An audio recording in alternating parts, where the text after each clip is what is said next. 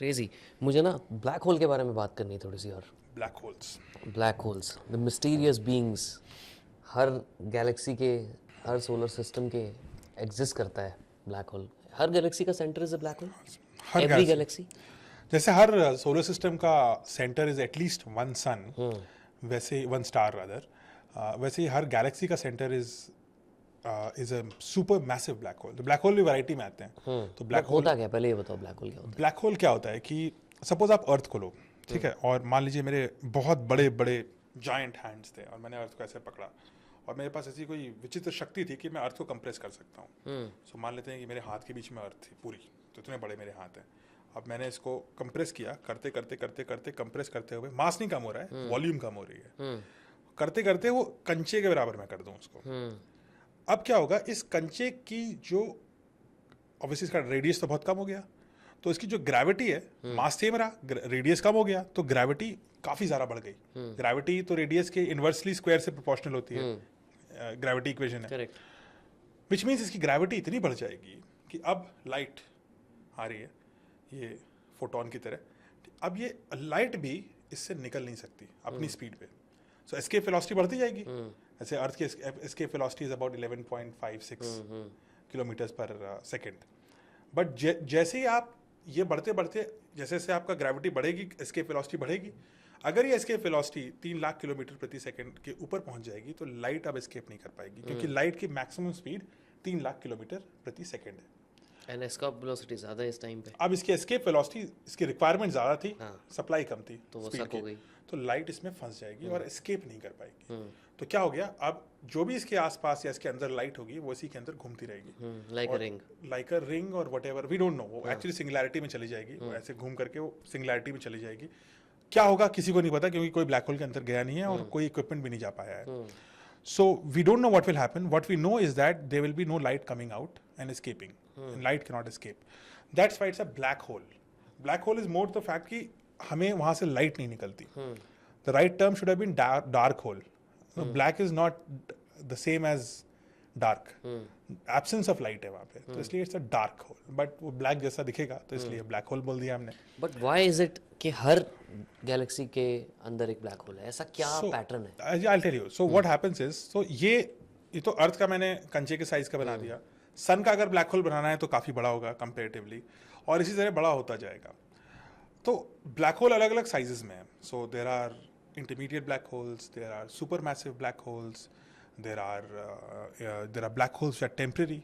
सो primordial black hole जिनको बोलते हैं, जो बहुत छोटे भी हो सकते हैं। सो छोटे बड़े हर प्रकार के ब्लैक होल हैं।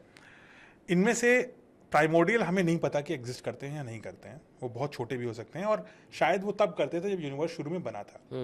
बट जो मैसिव, सुपर मैसिव और ये इंटरमीडिएट टाइप के ब्लैक होल्स हैं, they become supermassive black hole is very interesting in them. They become the center of the galaxies. So, and there's a huge, the biggest black hole which we know is 60 billion times the mass of the sun.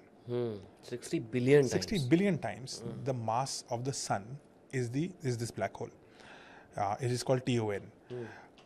हमारा अपना black hole जिससे हम जीवित हैं, जिसकी वजह से उसको सैजिटेरियस ए स्टार बोलते हैं। सो स्टार, हर ब्लैक होल की इज्जत में हम उसके आगे स्टार लगा देते हैं। सो सैजिटेरियस ए स्टार हमारी अपनी मिल्की वे का सेंटर में बैठा हुआ गैलेक्सी का सेंटर है, और ये सुपर मैसिव ब्लैक होल है। अब इसका ज़रूरत क्या है? इसकी ग्रेविटी बहुत ज़्यादा होगी। सो अब billions of stars which are going around in our galaxy, ऐसे से घूम रहे हैं। सन उनमें से एक है। सन लगभग आधे से थोड़ा ज़्यादा डिस्टेंस पर सेंटर से है, तो बाहर की तरफ भी नहीं है, अंदर की तरफ भी नहीं है। सो वो घूम रहे हैं सारे स्टार्स की तरह, दे आर डांसिंग। अब अगर ये इसकी ग्रेविटी कम होती, छोटा ब्लैक होल होता या कोई सिर्फ बड़ा सा स्टार ही होता, तो क्या होता है कि जो एज पे स्टार्स हैं वो घूमते घूमते छिटक जाते हैं, एस्केप कर जाते हैं। ऐसा नहीं होता, बिकॉज इस ब्लैक होल की ग्रेविटी मैसिव है, सुपर मैसिव ब्लैक होल्स, इसलिए उन्हीं के अराउंड स्टार्स रिवॉल्व करते रहते हैं।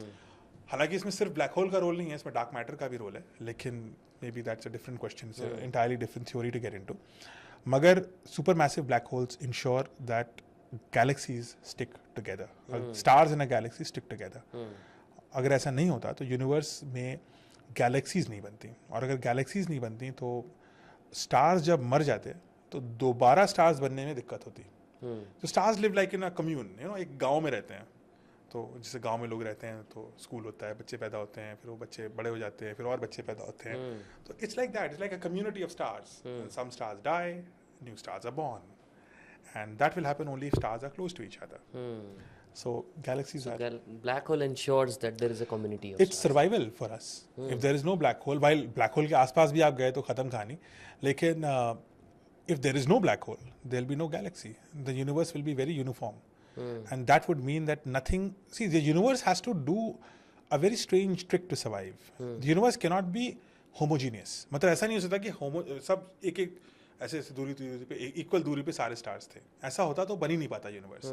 कॉन्सेंट्रेशन ऑफ मास और एनर्जी होता है, और फिर एब्सेंस ऑफ मास और एनर्जी, वैक्यूम। कॉन्सेंट्रेशन स्टार बना, वैक्यूम। कॉन्सेंट्रेशन गैलेक्सी बनी, फिर वैक्यूम, दो गैलेक्सी के बीच में। सो यूनिवर्स होमोजीनियस नहीं है, यूनिवर्स इज हेट्रोजीनियस, कहीं ज़्यादा कहीं कम, कहीं ज़्यादा कहीं कम, और उसी की वजह से हम एग्जिस्ट करते हैं।